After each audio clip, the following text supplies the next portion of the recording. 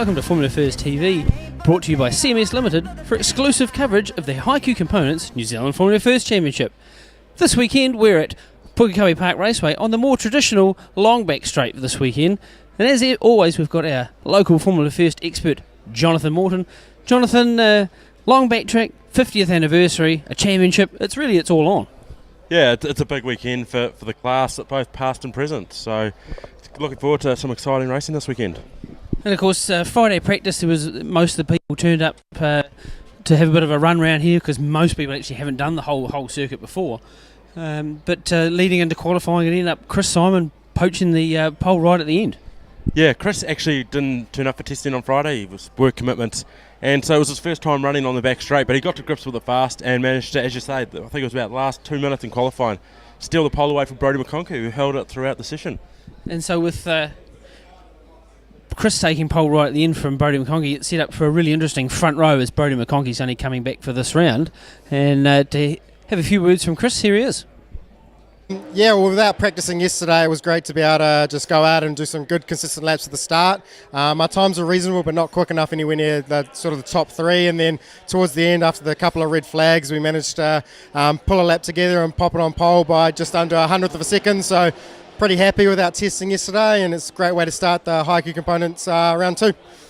So with the sun beating down at Pukekohe Park Raceway, race one was underway, and it was marred by a few incidents, unfortunately, Jonathan. Yeah, down in the first lap, everyone came flying in there, and of course, they haven't been down there at 200 k's an hour for a while, and they all got bottlenecked, and unfortunately we had a four-car incident to cause the safety car, and saw the retirement of Barry Holden back on return, a guy, a bit of a blast from the past, and Kyan Davies. Yeah, so there wasn't actually much damage. They just couldn't get, Kyan had a gear problem and Barry couldn't get restarted, so they managed to get those cars removed quickly, and we managed to get some really good Formula First racing in. Yeah, the last 5 laps was spectacular. It was traditional Formula First racing. Big pack at the front, positions changing 3 or 4 times a lap, 3 or 4 times a straight in fact. And every lap they came over top of the hill, new person in the lead, and by the time they got to turn 1 they were probably in about 5th. And so, as always here at Pukekohe Park, the race is won at the hairpin, and it's really whoever comes up over the hill in the right spot. But for once, Chris Symon led from the hairpin all the way to the line.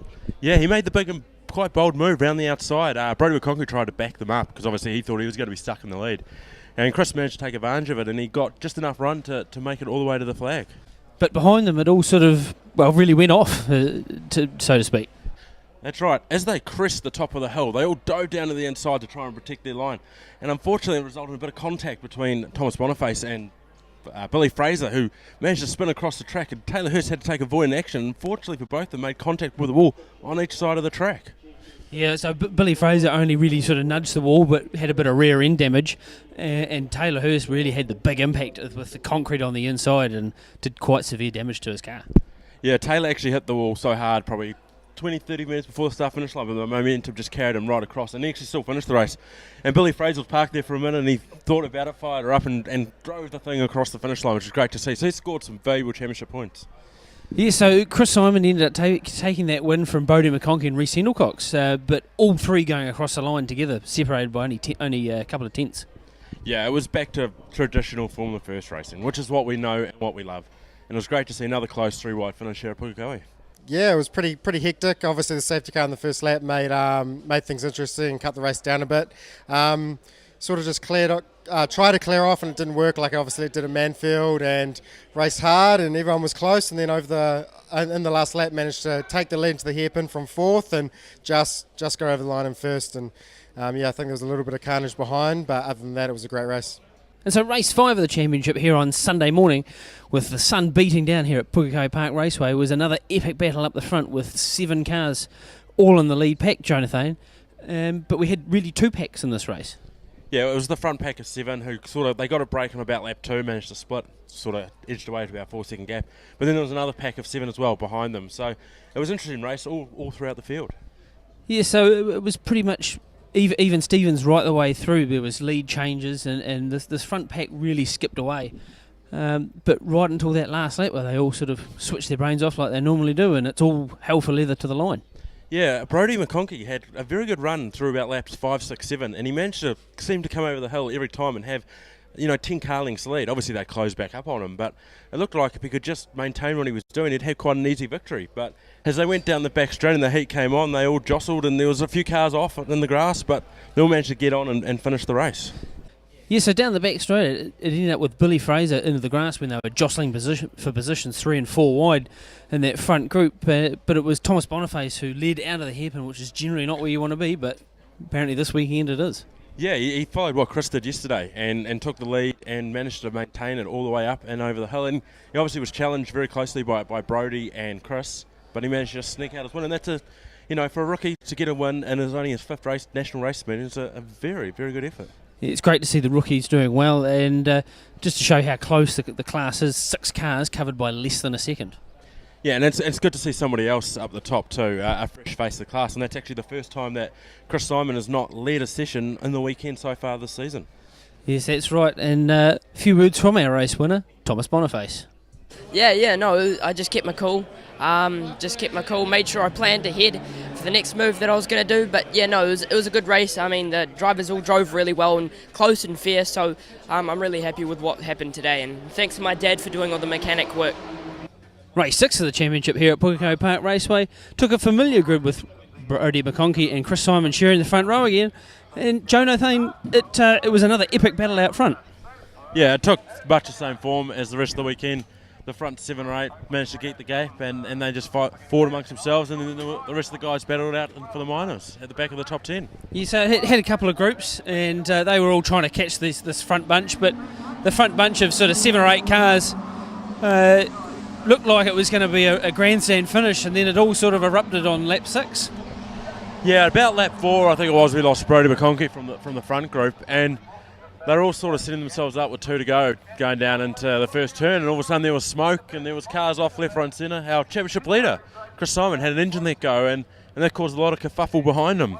So we had Ron Carter going off, followed by Ronan Murphy, and old Dave Scammell came into the corner backwards, which I'm sure was quite exciting for him, but he managed to gather it all up, and fortunately nobody made contact and managed to get going apart from Symon. Let's be fair, D1NZ would have given Dave Scammell a 10 out of 10 for that entry into turn 1, but after that, the safety car came out and it did neutralise the field, and it ended up with Reece Hendelcox taking the win.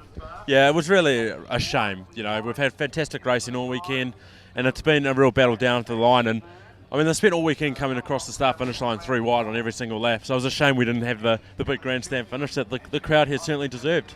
Yes, so unfortunately that, but good news for Thomas Boniface and Billy Fraser finishing on the podium there. And with a word from our winner, here's Reece Hendelcox. It was quite good. I was lucky enough to drive a good car all weekend, and sort of consistency came into it, and we were quite lucky in the last one with a safety car. And now moving on to the CMS Hard Charger, and Jonathan, you've got a very deserved winner. Yeah, I'm going to give it to young Billy Fraser. He was in for the fight of the podium in the first race, ended up parked in the fence. The car was destroyed. You know what the young man did? He fired her up and he dragged its ass across the finish line to score some crucial championship points. And yes, that really epitomises the CMS Hard Charger Award that we give out each round. And speaking of rounds, round results there, Jonathan. Yeah, it was a bit of an interesting round. No one really had a clean weekend, but obviously Reece Hendelcox, he was the man who came out on top for the round, followed behind by Thomas Boniface and Amy Smith. And Thomas Boniface, courtesy of his race win this morning and also a solid weekend, was the top rookie. And Ron Carter, once again, the old Sunset Award winner for this round. He was fighting at the back of the front pack all weekend, so he's shown some good form. And yes, Ron's doing quite well there, actually, with the old Sunset Award and being up the front of the pack in the actual championship. And speaking of championships, Chris Symon, even though he's had a DNF, still leading. Yeah, he's really been able to take advantage of such a spectacular start to the season. Not finishing off the podium in the first, 4 wins and a third. It's sort of established a lead, which has actually become quite crucial very early in the championship.